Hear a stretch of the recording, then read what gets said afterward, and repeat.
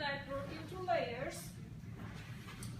And the reason we divided the network design in layers is because it's easier for us to divide the problem of designing and implementing a network into smaller, manageable pieces.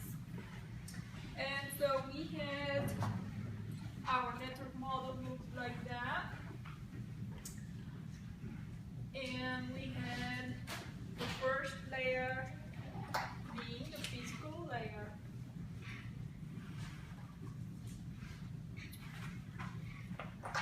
The second layer was called data link. The third layer was the network layer. Layer number 4 we called transport layer. And the fifth layer was the application layer. Do you guys remember what was the unit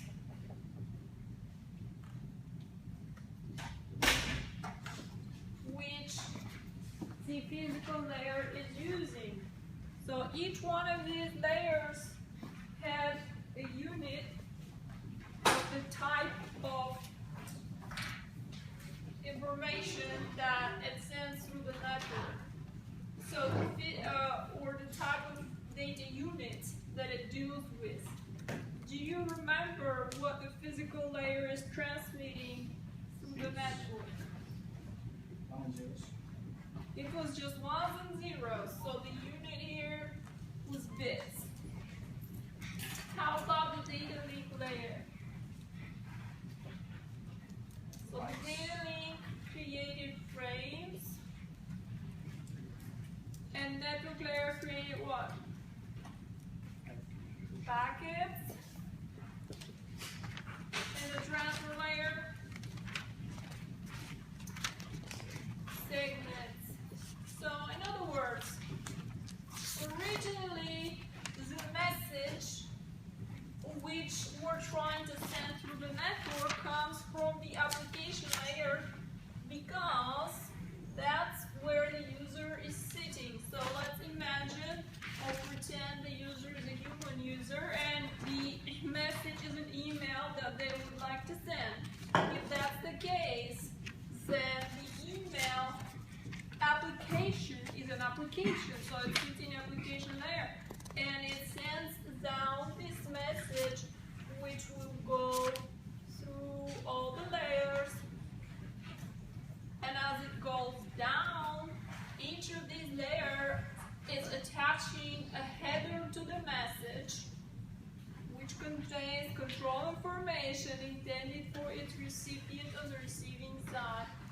Once the transport layer attaches its header to the message, then it's called a segment. That's what we mean by segment or unit of that particular layer. Now this whole thing, the layer 3 will attach its header. Once it attaches its header, this thing is now called a packet. The message with the layer 4 header, and once the network layer attaches its header, it's called a packet. What is in this header? So the network layer is attaching information such as IP address. We said the network layer doing routing, so it attached IP address, sender's address, receiver's address, whether this packet contains fragments, whether it contains urgent pointers, and a bunch of other stuff which is needed by the network layer on the receiving side.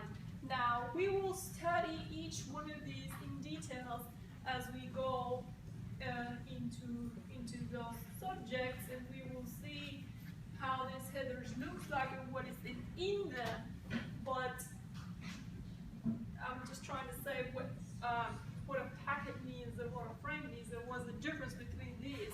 As soon as the particular layer attaches its header, it's called the corresponding unit. So when it goes down now and the data link there attaches its header, it's called a frame. And eventually it's called bits and zeros and ones, and none of these things actually matters anymore. It's just a string of zeros and ones that gets passed through the communication medium. What is this medium? It's either a wire for wire transmission, such as these cables that are attached to this machine, or it's the air, and we are using wireless transmission. Now, why would we want to use either one of those? We will look at the communication channels and the different types of mediums that we have, but first we need to see some other information. So, the important thing here about any digital communication is the Fourier analysis or Fourier transform. You might have heard about this Fourier transform in your calculus classes. Why do we care about this? Because this mathematician, which is a known French scientist, discovered a long time ago that any signal can be represented as a sum of its building blocks or components. And this discovery that he made was very important about digital communications, because before we can send any information through the wire, we need to convert it into a digital form. And a lot of the things that happen in natural life and in our everyday life are not in digital form. For example, our voice. So when I speak to you, my voice is not digital right now. It's analog. Also, the things that are moving around us. If we were to take a picture or record video of the true world, is not digital. So we need some way to convert these things into zeros and ones before we can send them through our cable as zeros and ones. So this guy discovered scientists discovered very important properties of any type of signal that we are to send through the wire. So he said that any signal can be represented as a sum of its building blocks, and that's where this summation here is coming from, an integral, so it's integrating. So imagine that, let's take for example sound. So most of the sound waves look like a sine wave. That's why it has a sine in the formula. So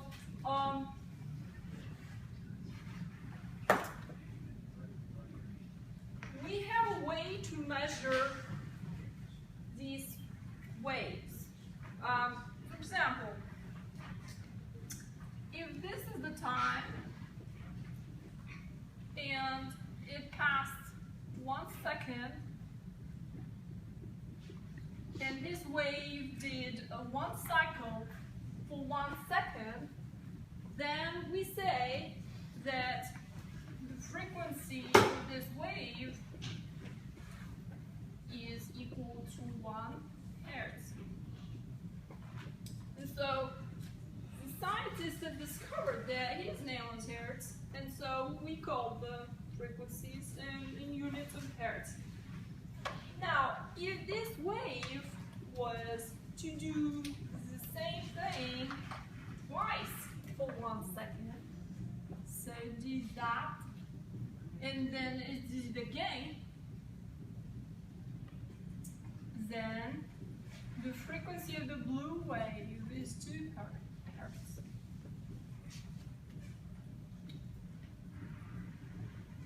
Now you can do this a lot. You can do this 4 times. 1, 2, 3, 4. Then the frequency of the red wave is 4 hertz. Now, some of these waves really do this a lot of times for 1 second. And for example, the human voice is between 0 and 3000 hertz.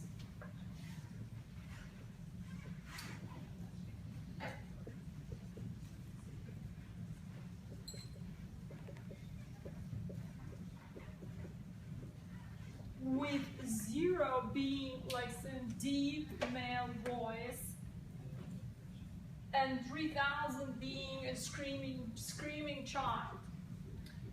So this is a difference. The faster the waves are moving, they have higher frequencies, which is important to us because the higher the frequency they have, the more bandwidth we can send through that communication channel. For example, fiber optic cables are transmitting pulses of light which have a pretty high frequency compared to our voice and to the rest of the communication channels that we do have, and which allows us to send a lot of information through them. But to come back to our subject, what I drew here is called a pure sound or pure wave, because it's only one wave. Now, for example, if we press the piano key, it will produce that pure tone. If we press the piano key, for example, it will come up to 400 hertz, a wave that looks like that and it's pretty smooth. Now, if we have an electric guitar concert, and it's not a piano, but it's a bunch of people playing guitars and drums and singing, then we are now mixing a bunch of these waves together, which have different frequencies, to produce some more complex signal. And what Fourier was saying is that we can divide that signal into all the pure waves that compose it, and see which pure waves that signal is made of. And that's what we have here. So the Fourier analysis allows us to break the signal into its building frequency components and say, okay, which we also call harmonics.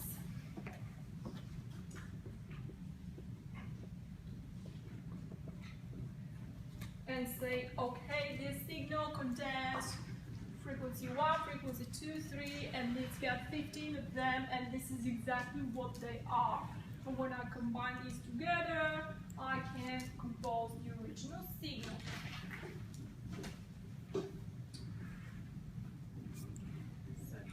So this is a 1 harmonic,